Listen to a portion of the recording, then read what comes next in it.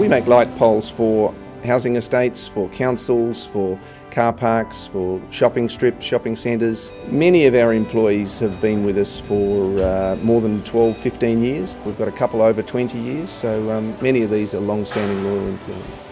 The proposed carbon tax could be very damaging to Vic Pole. That's what concerns me, is that we've got 40 employees working for Vic Pole who depend on the fact that we are competitive when we make our poles in Australia. Unlike our competitors who import most of their product, we make ours here, we galvanise it here, we paint it here. It's all Australian jobs. We lose that competitiveness, then they lose their jobs. It's as simple as that. The carbon tax for manufacturing in Australia and Vic Pole means it's not good for the fact that it means jobs, because it means jobs for me, for my family, and other people's families as well. The imports don't have the carbon tax on it, so they're not paying that extra taxes. I see that the carbon tax is already going to affect us.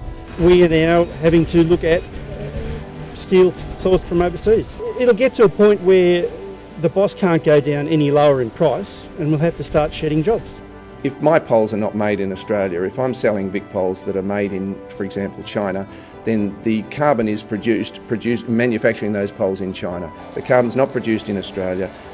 We've saved a little carbon being produced in Australia, but how many jobs have we cost along the way?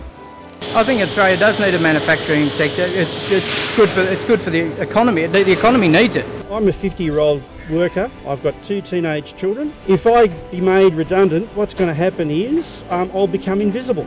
Right? Who's going to employ a 50-year-old if they can employ a 25-year-old or get material from overseas? The manufacturing industry in Australia is under threat. You know, I can see it in my own company, and I can't imagine why it wouldn't be any different across the broad spectrum of manufacturing in Australia.